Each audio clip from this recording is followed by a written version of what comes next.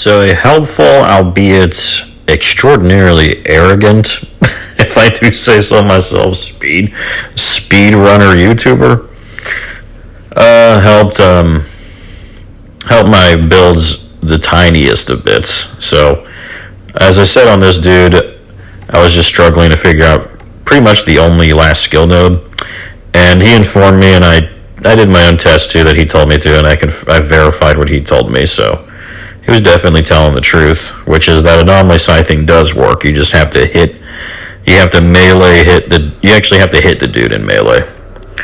I also learned Unforeseen Force does not work, which I always kind of suspected, at least after World Slayer. So they must have changed it, because I remember, I may even have a video, but I'm too lazy. I knew I showed videos some back then too of testing some stuff, but I'm too lazy to go back there and figure it out. So, but yeah, I remember shortly after New Horizon, I learned that Unforeseen End, I keep saying Unforeseen Forces, but Unforeseen End skill nodes actually affected all your damage.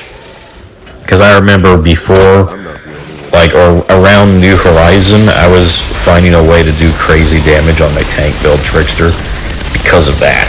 Because it was letting my Moaning Winds and my aggressive teleportation still do tons of damage, going like the middle tree and then just branching some into the top tree just to get those two skill nodes. And that was it. But they must have patched that, because yeah, I can tell after I did my own testing it doesn't work. I always kind of suspected it, because I've noticed this dude does way more damage, like way more damage, at least, well, not way more, but a good amount more damage than my other dude does.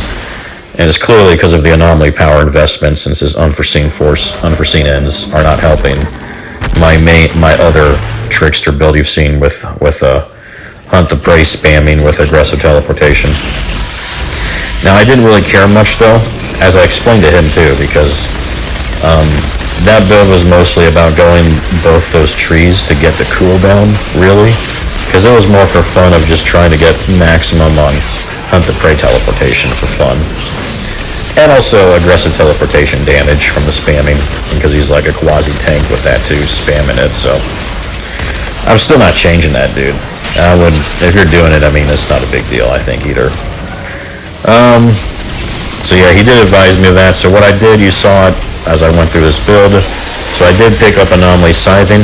And I will say it makes no difference at all, actually, in terms of just my overall clear times as I expected. That 30% is not 30%, at least not what you would think. It's all additive based in this game, so it's just a tiny amount. Very tiny amount. Like when I did it, I go up to like 5.1 million anomaly power when I activate anomaly echo and then my movement skill.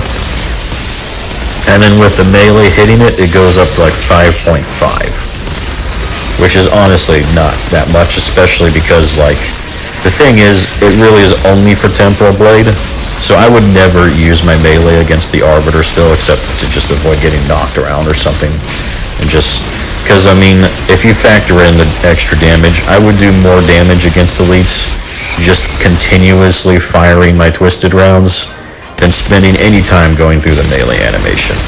However, it is a little more useful for whenever I'm around massive groups of enemies and using the Altered Executioner buff and just tapping Temporal Blade twice and tapping Hunt the Prey and then meleeing too, and then my Temporal Blade really starts to, I mean, it already was, but you know, just gets that little extra buff to really destroy everybody around me.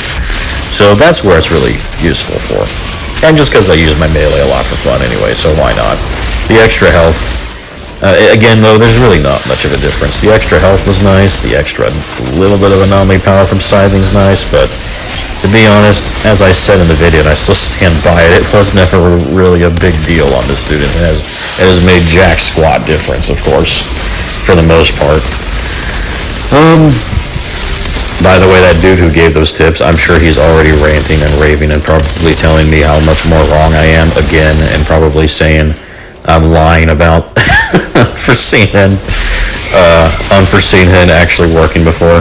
Dude, that guy actually followed me to my channel. It's ridiculous. Like, anyone who sees my builds know that, I mean, I would fully admit to being arrogant too myself.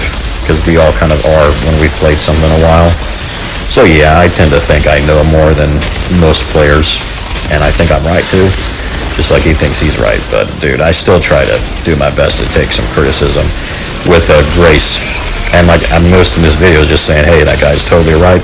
And honestly, that dude, he knows what he's saying. He probably does know more than I do, because he seems to just spend his life playing this game.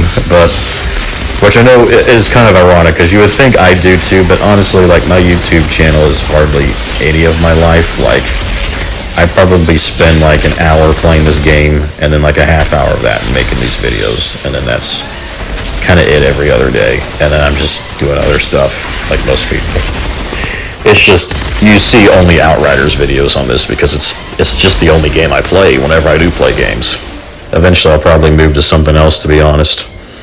But dude, let me just talk about that real quickly. Or no, let me also mention, so on my main trickster that uses unforeseen end, that was using it. Again, that was a trickster where I also didn't really know where to put his last skill node for the longest time. So I think I initially had it in extra armor.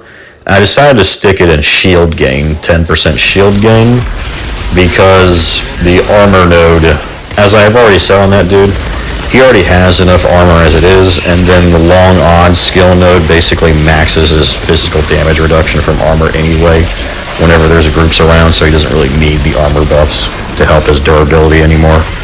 So I decided to go shield gain, because that made the most sense, because his resistance is totally maxed, his armor is virtually and it is totally maxed when he has a group around him, which is the only time he would ever really need it for it to be maxed.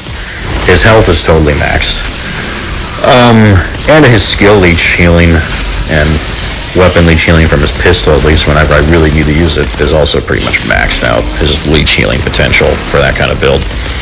So I decided to put it in the shield gain node. Again, it makes hardly any difference, but I realized, you know what, let's just get more shield gains, just because I feel like that's a better balance of all of it at that point. Especially because, how much you want to bet, by the way, that dude's going to say, oh no, that's not how it works. But I'm very much confident, because I've been on that trickster build since forever, testing shield. Like, I've been testing shield gains after World Slayer 2. And like, as I've said before, your shield is tied to your health bar, so the more health you have, the higher your shield is. And also from what I've seen, it seems to be virtually identical to your health bar.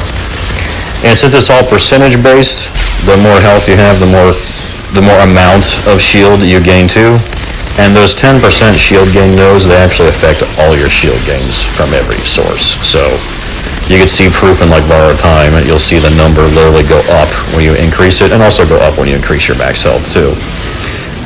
I used it more for the deception skill, or the Pax tree skill node that makes my deception skills start healing me like 15% shield every 4 seconds. It makes shield almost become like a passive leech healing in a sense too with that skill node, and that 10% extra gains would affect that too. And I feel like, yeah, I just felt like that was the best balance to add to him, because he sure don't need no weakness. But finally, let me just comment about freaking speedrunners, dude. They are, I think, I don't know, at least that guy is. You know what, let me not generalize, so you know what, I won't even say it. I'm sure there's great speedrunners, so I'll just say, like, great people speedrunners, or at least great people online to you speedrunners. But boy, there's a few of them, like that guy who, I won't say his name, and I'll just let him reveal himself if he decides to comment. Oh man, but man, they just will. If you criticize them or question them slightly, it's like they took personal offense at it. Because that guy followed me to my channel just because on his channel I happened to come across him. And I actually praised his builds too, but I just gave my own little tweaks and criticisms I thought, but also even advised it was because of my own preference, and that was it.